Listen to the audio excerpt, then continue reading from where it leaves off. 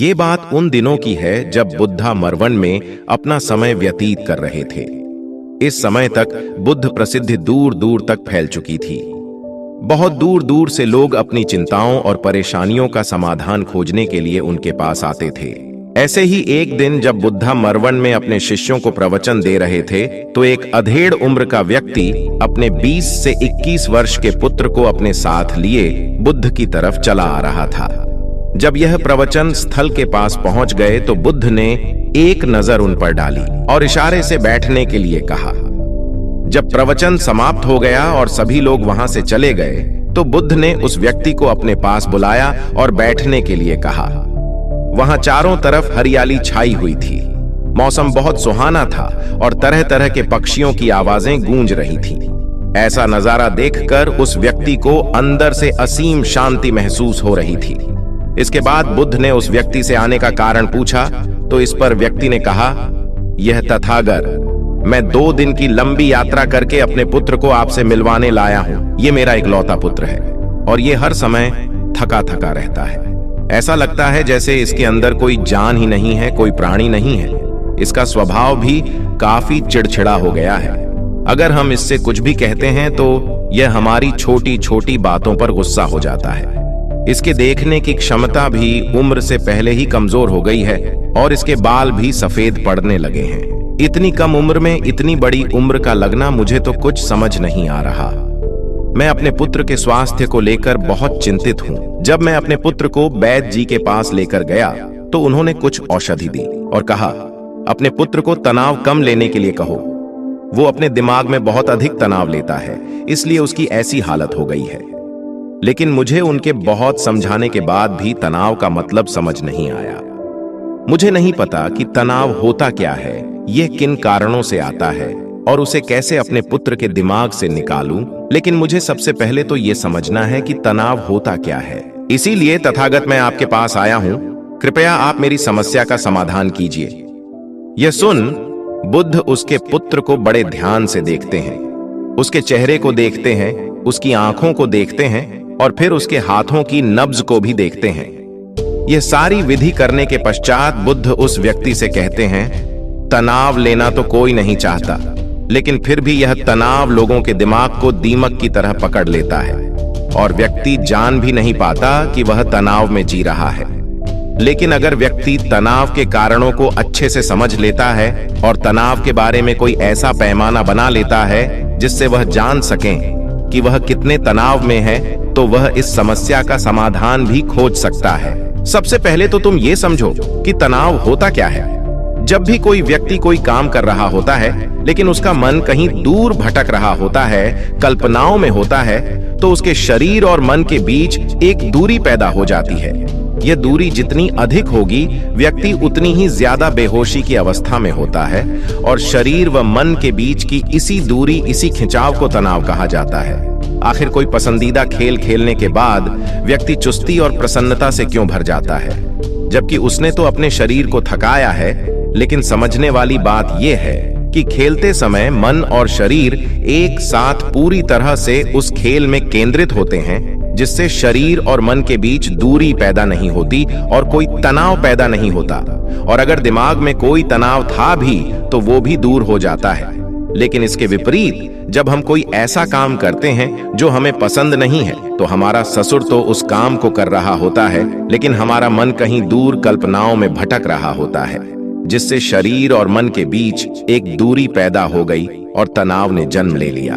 इसीलिए व्यक्ति को एक समय पर सिर्फ एक ही काम करना चाहिए और अपने तन और मन की सारी शक्ति उसी एक काम पर लगा देनी चाहिए, जिससे व्यक्ति के अंदर तनाव पैदा ही ना हो। इसके बाद बुद्ध ने कहा, तनाव पैदा होने के मुख्य 8 कारण होते हैं और जिसने इन कारणों को समझ लिया वो जीवन भर तनाव मुक्त रह सकता है। मुख्य कारणों में सबसे पहला कारण है अति महत्वाकांक्षी होना। महत्वाकांक्षी होना अच्छी बात है, लेकिन क्या कभी आपने इस बात पर ध्यान दिया है कि इंसान के लक्ष्य कभी पूरी ही नहीं होते। उसका एक लक्ष्य पूरा हुआ नहीं कि वह दूसरे की तरफ भागने लगता है, दूसरा पूरा हुआ तो तीसरे की तरफ, और इस तरीके से वो अपने लक्ष्यों को पाने के लिए जिंदगी भर गोल गोल घूमता रहता है। इसीलिए जो व्यक्ति अति महत्वाकांक्षी होता है, जिसने बड़े बड़े लक्ष्य बनाए होते हैं, वह वर्तमान में कभी रह ही नहीं पाता। उसका मन सदैव भविष्य की योजनाएं बनाने में ही व्यस्त रहता है। उसका शरीर तो वर्तमान में रहता है, लेकिन भविष्य में ही रहता है, जिससे मन और शरीर के बीच दूरी पैदा हो जाती है और वह तनाव भरी जिंदगी जीने लगता है। बुद्ध के मुंह से यह बात सुन उस लड़के ने कहा, बुद्ध, तो फिर इसका मतलब है कि हमें लक्ष्य नहीं बनानी चाहिए, क्योंकि लक्ष्य बनाना भी तो महत्वाकांक्षा ही है। इस पर बुद्ध ने कहा, जीवन में लक्ष्य बनाना कोई गलत बात नहीं है, लेकिन समस्या तब उत्पन्न होती है जब वो अपना पूरा ध्यान उस लक्ष्य से मिलने वाले परिणाम पर ही लगा देते हैं और उसके परिणाम की चिंता करते रहते हैं। व्यक्ति को वर्तमान में जीना आना चाहिए। आप लक्ष्य बनाइए और उस लक्ष्य की प्राप्ति के लिए कड़ी मेहनत करिए, लेकिन साथ ही साथ आपको इस बात का भी ज्ञान होना चाहिए कि आप अभी वर्तमान में जी रहे हैं और वर्तमान ही सत्य है। बुद्ध ने आगे कहा, तनाव का दूसरा सबसे बड़ा कारण है ईर्ष्या। जब व्यक्ति ईर्ष्या और जलन से भर जाता है तो उसका मन अंदर से सड़ने लगता है। ईर्ष्या एक आंतरिक घाव है। आंतरिक घाव यानी मन का घाव। व्यक्ति के शरीर का घाव तो भर सकता है, लेकिन मन का घाव कभी नहीं भर सकता। इसीलिए व्यक्ति को दूसरे की खुशी और तरक्की से कभी ईर्ष्या नहीं करनी चाहिए, क्योंकि तनाव का कारण है। इसके बाद बुद्ध ने तनाव का अगला कारण बताते हुए कहा कि आरुषिपूर्ण काम करने से भी मन में तनाव पैदा होता है। जो काम करना हमें पसंद ही नहीं है, जिसका में हमारी रुचि ही नहीं है, उस काम में हमारा मन लग ही नहीं पाएगा। हमारा शरीर तो वहीं बैठा रहेगा, लेकिन हमारा मन कल्पनाओं की उड़ान भरेगा, जिससे शरीर और मन के बीच दूरी पैदा हो जाती है और व्यक्ति तनावग्रस्त हो जाता है।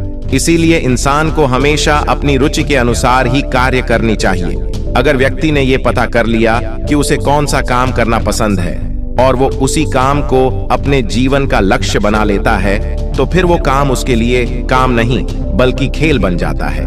फिर बुद्ध ने कहा, तनाव का चौथा कारण होता है किसी दूसरे से अच्छा रखना।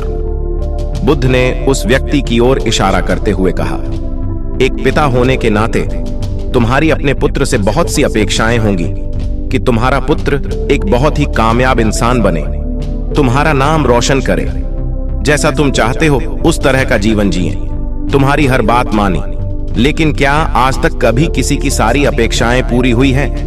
जब भी कोई व्यक्ति किसी दूसरे से कोई अपेक्षा रखने लगता है तो वो अनजाने में अपने लिए तनाव पैदा करने लगता है। जरा सोचो कि अगर तुम्हारा बेटा तुम्हारे अनुसार काम नहीं कर रहा और वो नहीं बन पा रहा जो तुम उसे बनाना चाहते हो, तो निश्चित रूप से तुम्हारे दिमाग को तनाव पकड़ लेगा। तुम तनाव से भरा जीवन जीना शुरू कर दोगे और इस तनाव के बस में आकर तुम ऐसा व्यवहार करोगे, ऐसी बातें करोगे कि तुम्हारा अपने पुत्र के साथ संबंध और भी खराब होता चला जाएगा। इसीलिए व्यक्ति को जितना हो सके उतनी कम अपेक्षाएं दूसरों से रखनी चाहिए, और अगर पूरी तरह से तनाव मुक्त रहना है तो दूसरों से अपेक्षा रखना ही बंद कर दो। इसके बाद बुद्ध ने कहा कि शारीरिक कष्ट भी इंसान के तनाव का एक कारण होता है। जब व्यक्ति किसी शारीरिक पीड़ा से गुजर रहा होता है तो उसका पूरा ध्यान बस अपने उस शारीरिक दर्द पर होता है और वो पूरे दिन बस उसी के बारे में सोचता रहता है, जिससे उसका मन दुख के विचारों से भर जाता है और ऐसी स्थिति में व्यक्ति तनावग्रस्त रहने लगता है। यह सुन उस व्यक्ति ने कहा कि हे बुद्ध, शारीरिक दुख तो किसी भी व्यक्ति को हो सकता है, तो फिर क्या हुआ? व्यक्ति जीवन भर तनाव में ही जिएगा? इसका जवाब देते हुए बुद्ध ने कहा कि इंसान को यह बात समझनी चाहिए कि हमारा जीवन दुखों का आधार है। जैसे जैसे हमारा जीवन आगे बढ़ता है, इसमें दुख आते हैं, बीमारियां आती हैं और फिर अंत में मृत्यु भी आती है। तो बीमारियां इंसान के जीवन का अभिन्न अंग है, कोई इनसे बच नहीं सकता। बस किसी किसी के जीवन में ये समय से पहले आ जाती है तो किसी के बाद में आती हैं, पर आती सबको हैं। जब इंसान का मन इस बात को अच्छे से समझ लेगा तो फिर वह अपनी बीमारी के बारे में सोच सोच कर ज्यादा तनाव नहीं लेगा, क्योंकि यह हमारे जीवन का अभिन्न हिस्सा है और इसके लिए व्यक्ति को शारीरिक रूप से भी अभ्यास करते रहना चाहिए। अपने जीवन में व्यायाम और स्वस्थ जीवन शैली को भी जगह देनी चाहिए ताकि उसका शरीर लंबे समय तक निरोगी रहकर सही से काम कर सके। तनाव का अगला कारण होता है अपनी योजनाओं को समझने के लिए समय न देना। कुछ लोगों के दिमाग में कोई विचार आया नहीं है कि वो बिना सोचे समझे उस पर काम करना शुरू कर देते हैं, और जब उस काम में उन्हें असफलता मिलती है तो वह तनाव से भर जाते हैं, क्योंकि उन्होंने उस काम को शुरू करने से पहले उसके बारे में पूरी जानकारी इकट्ठा नहीं की थी। इंसान को कोई भी काम शुरू करने से पहले उसके अच्छे और बुरे परिणामों के बारे में ठीक से सोच विचार कर लेना चाहिए। इंसान को इस बारे में भी सोच लेना चाहिए कि अगर ये योजना सफल नहीं हुई तो फिर इसके बाद मैं क्या करूंगा। इसलिए व्यक्ति को अपनी योजनाओं को ठीक से समझने के लिए पूरा समय देना चाहिए, ताकि बाद में उस योजना की वजह से तनाव पैदा ना हो। तनाव का 7वां सबसे बड़ा कारण होता है टाल मटोल करना। आज के काम को कल पर टालना। आप लोगों ने यह कहावत तो सुनी होगी कि आलसी इंसान के शरीर का सबसे बड़ा शत्रु है। इंसान आलस्य की वजह से आज के काम को कल के लिए टाल देता है, और फिर काम को टालना उसकी आदत बन जाती है। काम को कल पर टालने वाले व्यक्ति का काम कभी भी समय पर पूरा नहीं हो पाता, और अगर किसी तरह से पूरा हो भी जाता है तो वह उतना अच्छा नहीं हो पाता जितना अच्छा उसे किया जा सकता था, और फिर यह बात व्यक्ति के अंदर तनाव पैदा करती है। लेकिन काम को टालना या काम को एकदम अंत समय पर करना एक आदत है, इसीलिए व्यक्ति ना चाहते हुए भी बार बार अपनी इस आदत का शिकार बन जाता है और काम को टालता रहता है, और फिर जब काम की समय सीमा पास आ जाती है तो वह तनाव से भरकर काम को पूरा करने का प्रयास करता है। इसीलिए तनाव मुक्त रहने के लिए व्यक्ति को काम को टालने की आदत छोड़नी पड़ेगी, और यह तभी संभव है जब व्यक्ति काम को समय से पहले खत्म करने का निश्चय करे। सबसे आखिरी और सबसे प्रमुख कारण जो तनाव का होता है वो है ज्यादा सोचना। लगातार सोचते रहना भी एक बीमारी है, और यह उस व्यक्ति में सबसे ज्यादा पाई जाती है जो कपोल कल्पनाएं करता है, जो अतीत की घटनाओं और भविष्य की बातों के बारे में सोचता रहता है, जो बेवजह के अनुमान लगाता रहता है। इसीलिए व्यक्ति को ज्यादा सोचने की आदत पर लगाम लगाना चाहिए। इसके लिए जितना हो सके खुद को काम में व्यस्त रखना चाहिए, और हर दिन ध्यान का अभ्यास करने को अपने जीवन का हिस्सा बना लेना चाहिए। बुद्ध के मुंह से यह सारी बातें सुनकर उस व्यक्ति ने हाथ जोड़कर कहा, बुद्ध, मेरा पुत्र तो अभी मात्र 20 वर्ष का ही है, और इसमें अभी इतनी समझ भी नहीं है कि यह आपकी बताई सारी बातों का एक साथ पालन कर सके। आप कृपया करके तनाव मुक्त रहने का कोई आसान सा तरीका बता दें, जिससे मेरा बेटा उसका अनुसरण भी कर सके और तनाव मुक्त भी रह सके।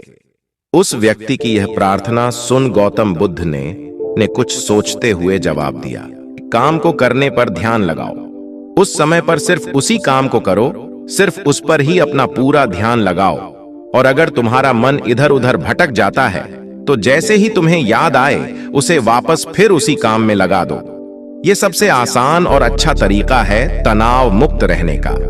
जब तुम भोजन करो तो उस समय सिर्फ भोजन ही करो, उसके पूरे स्वाद का आनंद लो, उसी अनुभव करो। जब चलो तो अपना पूरा ध्यान सिर्फ चलने पर लगा दो। इससे तुम्हारा मन और तुम्हारा शरीर दोनों एक जगह पर केंद्रित रहेंगे।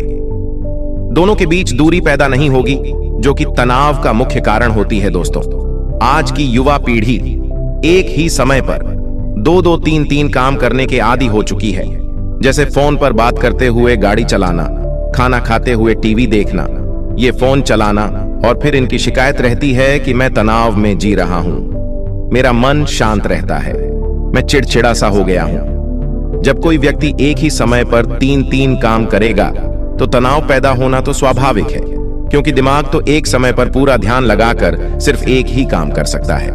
पूर्ण रूप से एक ही समय पर 2 कामों पर ध्यान कभी नहीं लग सकता। इसीलिए जहां तक संभव हो सके एक समय पर सिर्फ एक ही काम करने का प्रयास करें, वो भी पूरे ध्यान के साथ। दोस्तों, आशा करता हूं कि आपको इस स्टोरी से काफी कुछ सीखने को मिला होगा। दोस्तों, ऐसी स्टोरी सुनने के लिए हमारे चैनल को सब्सक्राइब कर लें और बेल आइकन को ऑन कर दें।